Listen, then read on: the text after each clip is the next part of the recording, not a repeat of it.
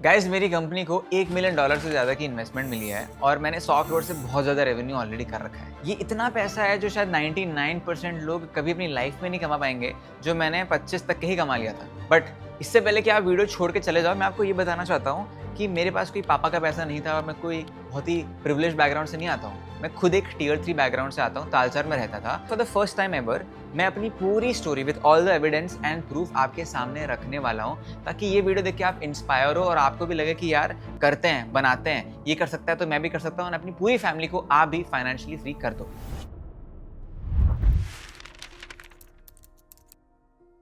मेरा नाम आयुष शुक्ला है, मैं 26 साल का हूं और मैंने एक इन्फ्लुएंस मार्केटिंग कंपनी फिनेट मीडिया 5 साल पहले स्टार्ट करी थी। हमने पहले 9 महीने में ही 10 करोड़ का रेवेन्यू कर लिया था एंड अभी मेरा ये 5वां-6वां साल चल रहा है कंपनी चलाते हुए। हमें रिसेंटली एक बड़ी इन्वेस्टमेंट मिली है जो फर्स्ट ऑफ इट्स काइंड थी। ऐसी इन्वेस्टमेंट पहले इस इंडस्ट्री में तो किसी को नहीं मिली थी। So how did I get here, ये मैं आपको समझाता हूँ। मैं पैदा हुआ था नागपुर में, लेकिन जब मैं 6 साल का था तभी मेरे पापा का ट्रांसफर हो गया था, वहां से तालचर शिफ्ट हो गया। मेरे पापा एक गवर्नमेंट डॉक्टर थे। Talcher was like a small typical Indian town, tier 3 city, जहाँ पे सबको जानते थे। लाइफ काफी सिंपल थी, ज्यादा एक्सपोजर नहीं था और अपॉर्चुनिटीज के नाम पे तो कुछ था ही नहीं। सबकी सोच लिमिटेड थी। No one dreamed big because किसी के पास एक्सपोजर ही नहीं था। अच्छी पढ़ाई कर लो, एक स्टेबल जॉब ले लो, सिंपल लाइफ जियो, यही था वहाँ का एक्सपेक्टेशन। मेरे दोस्त, मेरी फैमिली, सारे लोग यही सेम पाथ लेते थे एंड ऑनेस्टली मैं भी वही लेता मोर और लेस, अगर मैं टियर 3 में और ज्यादा रह पाता तो। मैं शायद ये वीडियो भी नहीं बना रहा होता if that one trip did not happen. तो जब मैं क्लास 4 में था ना, मुझे साउथ अफ्रीका जाने का अपॉर्चुनिटी मिली क्योंकि मेरे मामा वहाँ रहते थे और पापा को जो गवर्नमेंट का LTC मिलता था उससे हमारी फ्लाइट स्पॉन्सर हो गई थी। हम वहाँ गए तो थे घूमने के लिए और मैंने 2 महीना वहाँ पे बहुत घुमा घूमी करी। पहली बार मैंने ऐसी सिटीज देखी जो मेरी इमेजिनेशन से भी बड़ी थी। मैंने बिजनेसेस देखे जिनके बारे में मैंने कभी सुना भी नहीं था, सोचना तो दूर की बात है। आई सॉ लाइफ जो मैंने आज तक देखी ही नहीं थी इंडिया में। जो आज मैं मॉल देखता हूँ बॉम्बे में, वो वहाँ पे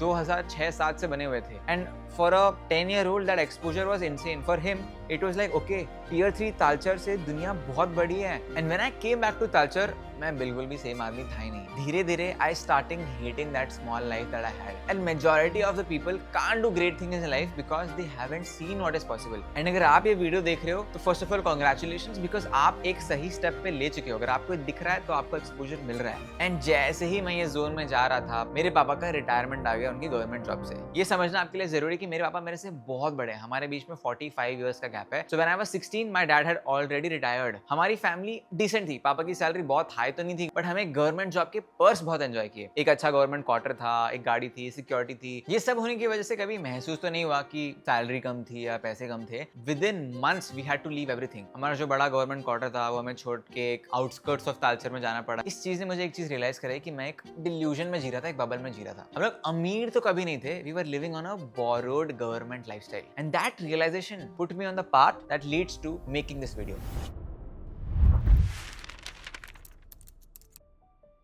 पापा के रिटायरमेंट के बाद सब कुछ बहुत बदल गया था। मैं एक जीरो सम माइंडसेट में आ गया था। मुझे लगता था कि यार सब कुछ हमसे छीन लिया गया है, हम एक छोटे घर में आ गए हैं। कुछ भी चीज खरीदने से पहले मैं 10 बार सोचता था और पूछने से पहले भी 10 बार सोचता था। All I kept thinking was that now I had to be the man of the house. अब मुझे पैसे कमाने पड़ेंगे, अब मुझे सक्सेसफुल होना पड़ेगा, अब मुझे कुछ करना पड़ेगा बिकॉज अब पापा तो रिटायर हो गए हैं। बट मैं सिर्फ 16 साल का था, मुझे ऐसे कुछ आइडिया नहीं था, ना ही मुझे धंधा समझ में आता था, ना ही मुझे बिजनेस था। मतलब बहुत ज्यादा जील और एनर्जी थी कि कुछ तो करना है। And the only thing I could think of was पढ़ाई। पहले पढ़ाई कर लेते हैं, अच्छे मार्क्स लेके आ जाते हैं, अच्छी जॉब ले लेते हैं, अच्छी जॉब मिलेगी तो पैसे मिलेंगे तो सारी प्रॉब्लम सॉल्व हो जाएगी। वो जो मिडिल क्लास माइंडसेट हमारे माँ बाप हमें बताते हैं, उनके टाइम से मेरे दिमाग में वही आ गया था। एंड सडनली 11th-12th में मैं बहुत पढ़ाई करने लग गया। 10th में मैं बस नॉर्मल सा स्टूडेंट था। 11th I continuously topped, 12th I continuously topped and मेरे 12 बेस्ट 4 में 97% आए थे। और मेरा सपना था कि मैं श्रीराम कॉलेज ऑफ कॉमर्स चला जाता हूँ दिल्ली में और उसके बाद IIM अहमदाबाद करूंगा और उसके बाद कंसल्टिंग करूंगा। और मैंने ऐसे 1 2 3 4 करके बना लिया था, क्योंकि कहीं तो मैंने सुना था कि ये करोगे तो आप बहुत पैसे कमा सकते हो।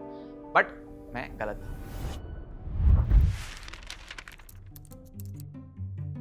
जिस कॉलेज में मुझे एडमिशन चाहिए था SRCC, मुझे नहीं मिला क्योंकि 97 मेरे बेस्ट 4 थे, लेकिन उसमें इंग्लिश इंक्लूड नहीं था और इंग्लिश इंक्लूड करना पड़ता है। इंग्लिश इंक्लूड करने से मेरा 94.5 आ जा रहा था। SRCC छोड़ो, हंसराज कोई भी नॉर्थ कैंपस नहीं मिल रहा था अगर मुझे इकोनॉमिक्स ऑनर्स लेनी थी। अब इसके बाद मेरे पास 2 ऑप्शन थे, या तो मैं उस सेटबैक में ही अटका रहा हूँ, रोता रहा हूँ, जो मैं रोया भी, या फिर जो अपॉर्चुनिटी मेरे सामने थी उसे पूरी तरह से यूज करूँ। बहुत लोग इसी में फंस जाते हैं, बट ऐसा नहीं है। आपके पास ऑप्शंस हैं। एक दरवाजा बंद हो जाता है ना तो दूसरे ऑप्शन भी खुलते हैं, दूसरा दरवाजा खुलता है। एंड मैंने भी वही लिया। मैंने बोला भाई जो मिल रहा है अच्छे कॉलेज में ले लेते हैं। मैंने CVS college of vocational studies join कर लिया BA इकोनॉमिक्स के लिए, क्योंकि उसके बारे में मैंने सुना था कि यार ये अच्छा कॉलेज है, यहाँ पे चीजें अच्छी होती है। एक गेटवे मिल गया है, इधर घुस जाते हैं। एंड उधर जाते ही मेरी आंखें खुल गई। मेरे आसपास के लोग इवेंट्स कर रहे हैं, सारे दिल्ली के लोग हैं, इंटर्नशिप कर रहा है, इधर English is posh, you know all that is happening. And I was like भाई मैं तो सिर्फ पढ़ाई करता हूँ। एंड मैं पढ़ाई कर भी रहा था फॉर द फर्स्ट 3-4 मंथ्स। वही सेम इंटेंसिटी के साथ I was studying, I was asking questions, but जो मेरा वो तालचर की छोटी शहर वाला सपोर्ट था वो चला गया था।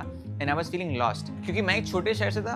I always felt like I am not as good as the people of Delhi and Bombay. तो मैं थोड़ा अंडर कॉन्फिडेंट भी था, तो मैं अपने में ही रहता था। बट मैंने जल्दी रियलाइज कर लिया कि सिर्फ पढ़ाई करने से तो नहीं होने वाला। I needed to make an impression to prove myself and others as well. So I went ahead and gave interviews in as many societies as possible. मैंने एनएक्टर्स ज्वाइन कर ली थी, इकोनॉमिक सोसाइटी ज्वाइन करी, marketing society join करी, entrepreneurship society join कर ली। Because I was like यार पढ़ाई में मन नहीं लग रहा है, ये कुछ नया लग रहा है, तालचर में इसका एक्सपोजर नहीं था, ये करते हैं। ऐसे ही करते करते मैंने रियलाइज किया कि सोसाइटीज में स्पॉन्सरशिप डिपार्टमेंट की बहुत वैल्यू होती है, क्योंकि आप इवेंट कर रहे होते हैं ना तो कॉलेज वालों को पैसे चाहिए होते हैं टू ऑर्गेनाइज द इवेंट। तो हमारी इकोनॉमिक सोसाइटी में एक इवेंट हो रहा था, हमें इवेंट में स्पॉन्सरशिप चाहिए थी और मैं स्पॉन्सरशिप डिपार्टमेंट में था। मैं ड्राइविंग स्कूल में एक कोचिंग लेता था तब उसी टाइम पे। तो मेरे जो ड्राइविंग कुछ के हेड थे, मैंने उनसे बात करी कि यार आपको और बच्चे चाहिए होंगे ना 17, 18, 19 साल के जो ड्राइविंग सीखे और आपको पैसा दे। हमारे कॉलेज में ना एक इवेंट हो रहा है, आप मुझे 5,000 रुपए दो, मैं पूरे व्हाट्सएप ग्रुप में डलवा दूंगा, आपका बैनर लगवा दूंगा कि अगर आपको ड्राइविंग सीखनी है तो इनसे सीखो। And he agreed to pay me 5,000 rupees. And when I told this to my society heads, they were like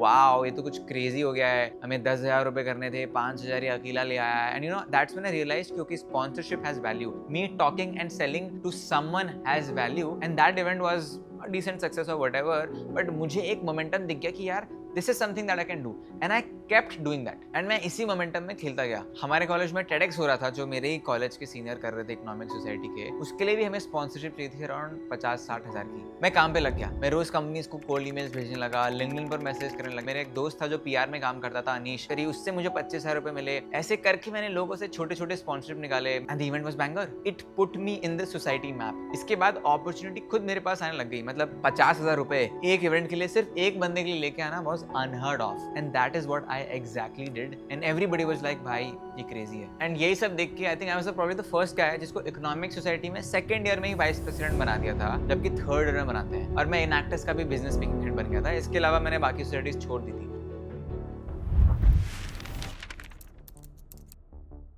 second year के आते आते मैंने घर से तो पैसा लेना बंद ही कर दिया था। पापा क्लिनिक चलाते थे तालचर में, बट मुझे उनका बर्डन बढ़ाना नहीं था। लेकिन कॉलेज रेंट और दिल्ली में रहना एक्सपेंसिव होता तो था, तो मुझे कभी कभी पैसे लेने पड़ते थे। बट अब कॉन्फिडेंस भी था, ड्राइव थी कि पैसे और कमाने हैं। तो मेरे पास डिफरेंट कॉलेज के इकोनॉमिक स्टूडेंट्स के नंबर का एक्सेस था, क्योंकि सारे इकोनॉमिक्स वाले एक दूसरे को जानते थे, हमारे ग्रुप्स हुआ करते थे, वहां से मुझे नंबर मिलता था। तो मेरे पास 2,000-2,500 लोगों का पूरे दिल्ली यूनिवर्सिटी के इकोनॉमिक स्टूडेंट का डेटाबेस आता था। नाउ आई रियलाइज कि नॉर्थ दिल्ली में जो GDV नगर है, वहाँ पे ये 2-3 कोचिंग क्लासेस वालों को ये नंबर चाहिए, क्योंकि जब फर्स्ट वाले आते हैं या सेकंड वाले आते हैं, ये उनके कस्टमर होते हैं। तो मैं जाके इनसे बात करता था और उनको मैंने बोला कि आप मेरे से नंबर खरीदो। वो मुझे 8-9 रुपए दे देते थे पर कॉन्ट्रैक्ट। तो 2,000-3,000 कॉन्ट्रैक्ट के हिसाब से मुझे 20-25-30,000 रुपए मिल जाता था। मतलब now that I look back at it, I am sure it was not the most ethical thing to do, but it was good money for me back in the day. तो मैंने इतना सोचा नहीं और मैं बस करता गया। ऐसी ही छोटी-छोटी एक्सपेरिमेंट करता था, फ्रीलांस करता था, कभी कंसल्टिंग कर लेता, कुछ 10,000 रुपए मिल जाए, 5 रुपए मिल जाए। ऐसे करके मैंने अपने 2 लाख रुपए तक तो कमा ही लिए थे बाय द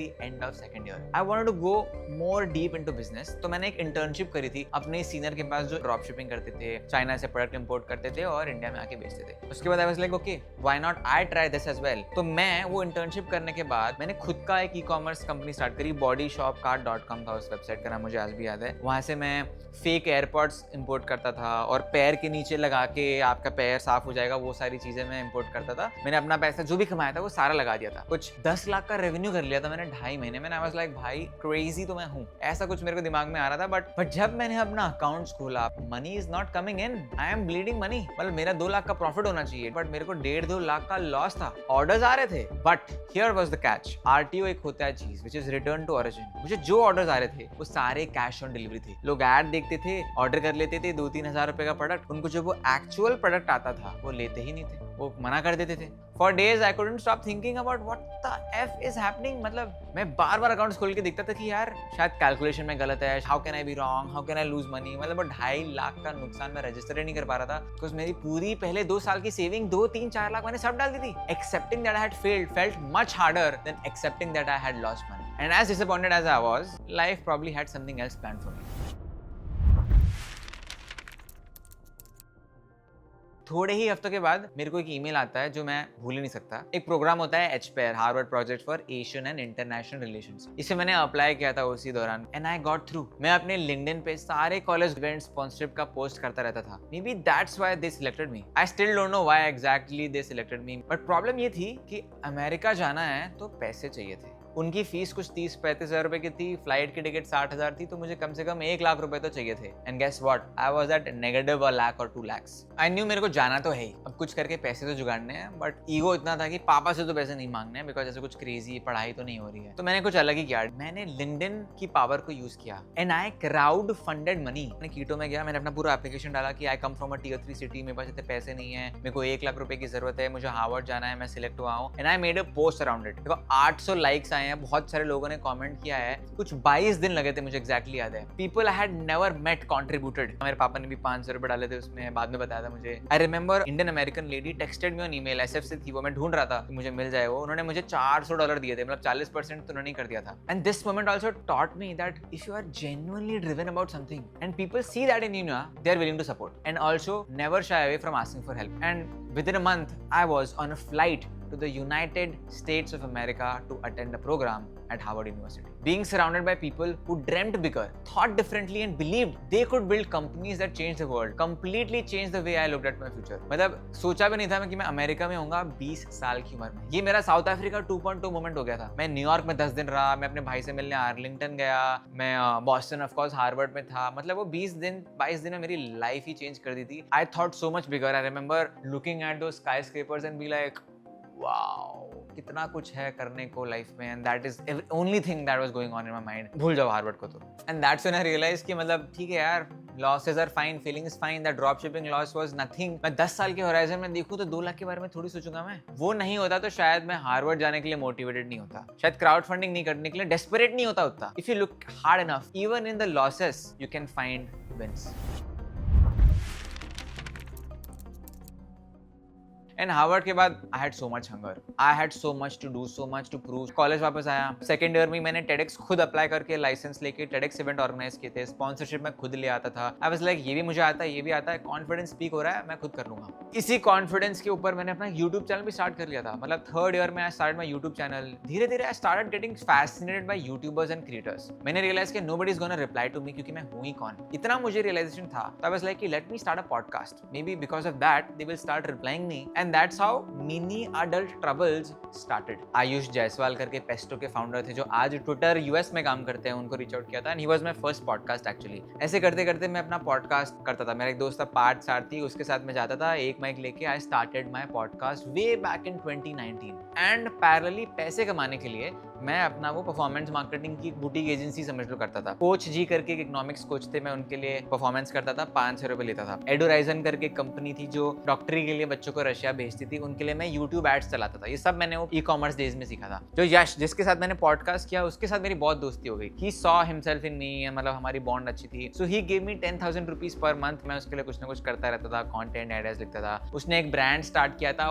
1RM, जिसमें वो जिम इक्विपमेंट्स बेचता था। उसके मैं एड चलाता था, ऑप्टिमाइज करता था। अगस्त 2020 चल रहा है, I am almost graduating, college में तो ध्यान नहीं दे रहा हूँ। 20-25-30 हज़ार रुपए के आसपास मैं कमा रहा था। That was not enough for me to sustain myself. I was like ठीक है, let me scale this more. But मैं अपनी छोटी मोटी एजेंसी को स्केल नहीं कर पा रहा था, मुझे क्लाइंट नहीं मिल रहा था, ऐसा कुछ मुझे पास स्किल नहीं था। From August to January, these 5 months I was hardly making 15, 20, 25K, spending 20, 25, 30K, not making money, desperate कि भाई कुछ तो कर लेते हैं। And in that moment I got a gig with Surasa, एक दुबई बेस्ड कंपनी है pedagogy की, which is teaching teachers how to teach, and I got through Atisha Jain, one of my friends. He used to study in SRCC. उसने मुझे referral दिया था, and जनवरी में फिर मैं वहाँ चला गया, वहीं परफॉर्मेंस मार्केटिंग करने के लिए। तो जो मैंने एक ई-कॉमर्स में स्टार्ट किया था, फिर खुद से करने लग गया था, उसी स्किल की वजह से एटलीस्ट मुझे कुछ तो जॉब मिली सुरासा में।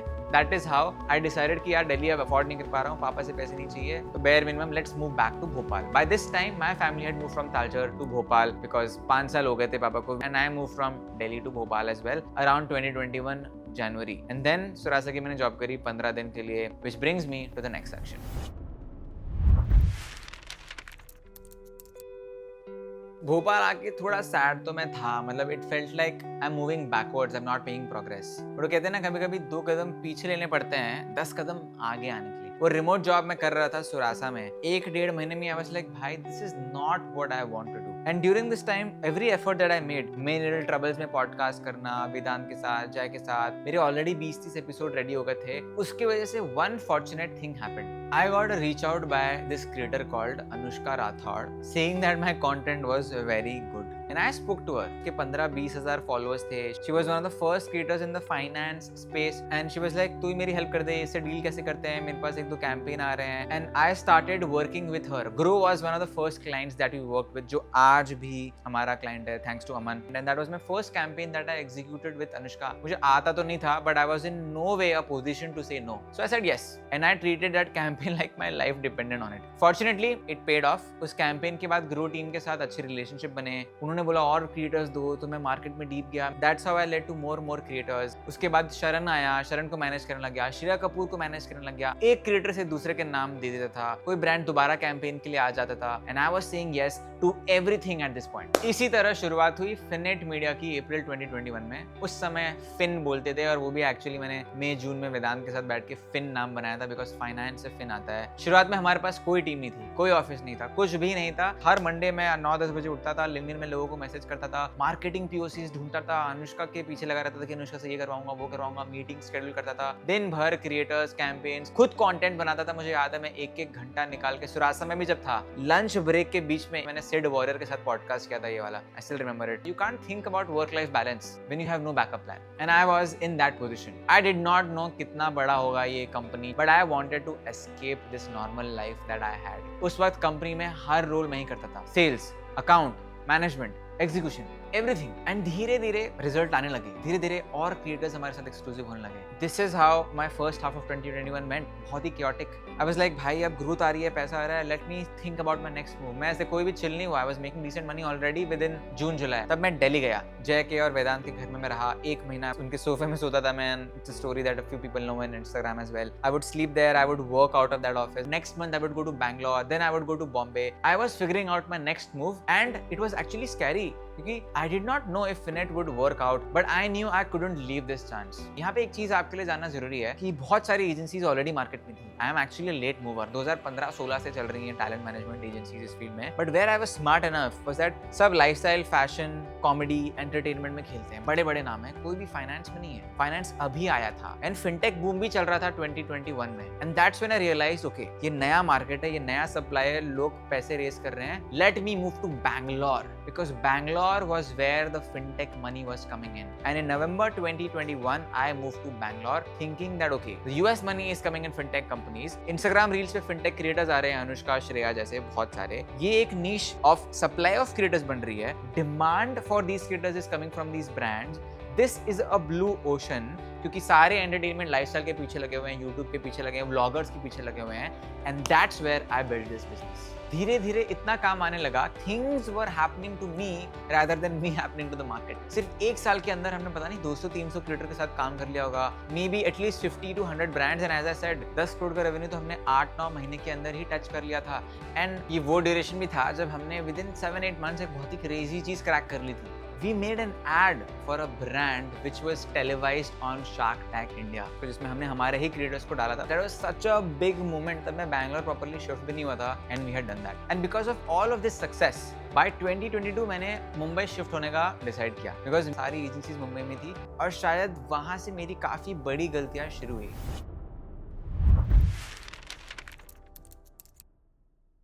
एंड इन सब में मेरी सबसे बड़ी गलती बॉम्बे मूव करना नहीं था या कोई बिजनेस डिसीजन नहीं था. It was actually my middle class mindset. ये माइंडसेट कि यार मेरे पास फाइनेंशियल सिक्योरिटी नहीं है, that was my biggest blogger. Because मैं हर वक्त पैसे बचाने के चक्कर में रहता था, पैसे कमाने के चक्कर में नहीं. I made a certain amount of money, then I was like okay let me gather this for myself. I was not hiring the people I should have hired. I was not hiring senior people who are at an expensive salary. I was not taking an office because I was like घर से ही काम कर लेते हैं यार, क्या जरूरत है वो 2-3 लाख रुपए बचा के अपनी जेब में डाल लेता हूँ. That is how I was thinking. I was thinking from a limited mindset. I was operating out of fear and not out of bravery और as a normal businessman. I was not thinking expansion and that is where the downfall started. इसी reasons की वजह से मेरे को दूसरों की बातें बहुत इन्फ्लुएंस करती थी. बिकॉज जब आप अपने दिमाग में स्टेबल नहीं होते ना, आपको सारी सीनियर की बातें बहुत सही लगने लग जाती हैं. And I spoke to agency guy who told me that talent management is dying. So I thought, okay, it is dying. I did not have my own thinking. I did not have my own mind because I was operating out of fear. And because of that, I focused less on talent management. मेरा talent management department बहुत बड़ा हो सकता था, but वो आज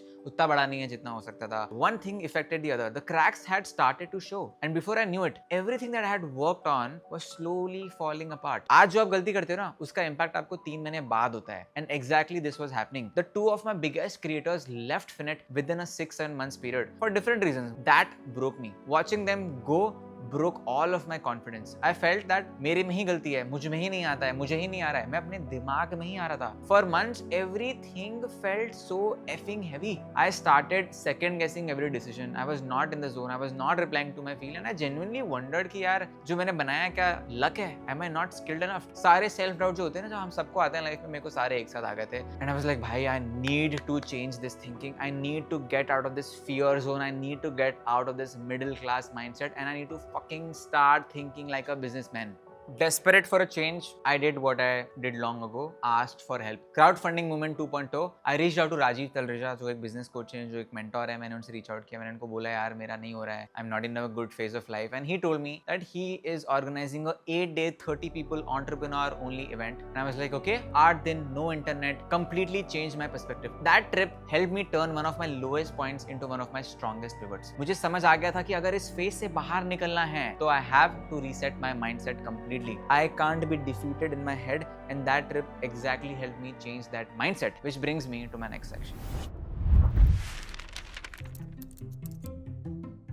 वापस आया ना उस ट्रिप से, तो आई वाज लाइक भाई इस कंपनी को I need to build differently. I can't operate passively thinking कि 10 लोग काम कर देंगे. उसका मुझे बहुत नुकसान हुआ है. मैंने फिर से बेसिक स्टार्ट करे. आई रीस्टार्टेड माय पॉडकास्ट. मैंने पुराने लोगों को रीच आउट किया, मैंने पुराने क्रिएटर्स को रीच आउट किया, मैं पुराना मोमेंटम लेके आया, क्लाइंट्स को रीच आउट किया. I was again heavily involved. And इसी दौरान luckily we convince Revant, food farmer, to join Finet. Revant joining us again put us back on the map. Revant के साथ काम करके मुझे एक चीज बहुत क्लियरली समझ आई. हेल्थ क्रिएटर्स के लिए इंडिया में बहुत बड़ा अपॉर्चुनिटी था, लेकिन उनके लिए स्पेशलाइज्ड मैनेजमेंट ऑलमोस्ट एग्जिस्ट ही नहीं करता था. मैंने कॉन्शियसली उस कैटेगरी पर फोकस करना शुरू किया. धीरे धीरे सारे हेल्थ क्रिएटर्स को हम अपने पास जुड़ने लगे. We onboarded Rohan Sehgal, we onboarded Manan Vora, we onboarded Rakshita Singh, we onboarded Sonia Narang. And ऐसे करके I built a Finet of health category. It was the same moment. Health India में बढ़ रहा था, वो वर्टिकल में बहुत पैसा आ रहा था, धीरे धीरे आ रहा था, and nobody was realizing it. And again we were fortunate enough to build that. इसी फेज में आई वाज लाइक इससे काम नहीं चलेगा. सोशल मीडिया मार्केटिंग में भी घुसते हैं, वो सर्विस भी स्टार्ट करते हैं. पहले हमारी रेवेन्यू काफी डिपेंडेंट था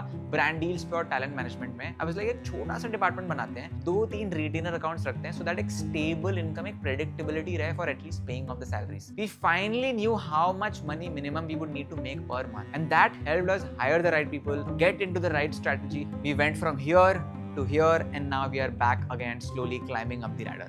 इसी सब के बीच एक काफी इंटरेस्टिंग चीज हुई. अप्रैल 2025 विनय के साथ मेरी कॉन्वर्सेशन हुई, जो पॉकेट एसेस अंडर सारेगामा के चीफ बिजनेस ऑफिसर हैं. Saregama has back them, RP Sanjiv Goenka has back them, and we spoke about this collaboration. And I was like okay let's explore. Getting on a call from them, I met them. Pocket Aces, for your context, they are probably the best when it comes to talent management and video creation in the lifestyle, fashion, beauty, comedy space. Finet is amazing when it comes to finance, business, infotainment, health space. It seemed like a collaboration made in heaven. So I was like, "Okay, let's explore." And then Vinay connected me to the RPSG investment team. I spoke to them. I met them in Taj. They did an audit. हमने काफी meetings करी. उन्होंने हमारा finance category समझा, health category समझा. I thought the process would take months. Within like couple of meetings, they gave us a term sheet that we would love to be a part of Finet Media, and this was right before I was going to the US again. And to be honest, this was not an easy decision for me. ये पहली बार था जब कोई इतनी बड़ी company फिनेट में invest करना चाहती थी, और मैं सिर्फ एक्साइटमेंट में कोई डिसीजन नहीं लेना चाहता था. So I did not say yes immediately. I took my time. I took my time in the US. I spent days there, understood what should I do. I processed the emotions. वहाँ भी मैं इसी बारे में सोचता था कि ये क्या मुझे एक्सटर्नल इन्वेस्टमेंट लेनी चाहिए, कितना ओनरशिप देना पड़ेगा, and you know all that questions. And एक महीने बाद जब मैं इंडिया वापस आया, तब तक के मैंने टर्म शीट एक्सेप्ट कर ली थी. And this was truly not a new era in Finet but also in my mindset. इस बार मैंने पैसे बचाने की जगह उन्हें बिजनेस में लगाना शुरू किया, टीम एक्सपैंड करी, नए हायर्स लिए, अलग बिजनेस वर्टिकल में डीप गए. And since then, since the last 8-9 months in itself, we have grown so much. Last 12 months has been insane. Our last month has been insane. And I completely can tell you, अगले 6 महीने, अगले 1 साल में हम फाड़ने वाले हैं. There's no looking back. You know, there's a quote that I have lived by for years, which says, "Be grateful for what you have, but never be satisfied with where you are." I think that one line explains my journey better than anything else, past and future both. I'm grateful that today my company has grown, we have raised money, we've worked with some of the incredible creators of the country, and I've had the opportunity to invest in so many other founders as well. Like during this journey, I've invested in more than 8-9 companies, but I've never been someone who gets comfortable. Maybe that's because, you know, I've seen how quickly life can change. When my father retired, I saw an entire lifestyle disappear within weeks. I saw big creators leaving me, I saw big clients leaving me, I saw business slow down. I've seen my own team members who have hired, trained and done everything leave in the worst case possible, and I've seen my confidence hit the rock bottom. Those experiences taught me that पैसा तो आता रहता है यार, business will go through ups and downs, but you should not be satisfied or be stagnant where you are. That's why even today, I don't measure my success by revenue or valuation. I measure it by one simple question: if today I lost everything, can I tomorrow build everything again? And today I can tell you confidently that answer is yes. And this is the same confidence, the same mindset that I want tier 3 people to have it. The reason I'm making this video is actually to convey this message to everybody out there कि अगर आप tier 3 से हो, आप tier 2 में हो, you have bigger battles to fight. आपकी insecurities ज़्यादा होती हैं. Just the way when I was starting, I was not as confident, but somehow I reached a level 1, right? Like, but 2 साल 3 साल बाद एक success reach करने के बाद भी again, when business was facing a downfall, वो same tier 2, वो same tier 3 insecurities मेरे पास वापस आने लगी. They literally came in front of my face and they were asking me the same question that a 19-year-old Ayush was being asked. The 23-year-old was probably asked the same questions. Aaj 26-year-old probably will be asked the same question, but now I have to change. And again, if I can do it, you can do it as well. You do not have to be bounded by that tier 3 exposure, by that tier 3 mindset. If you like this video, please make sure to share this with your tier 2 and tier 3 friends so that they also watch and grow.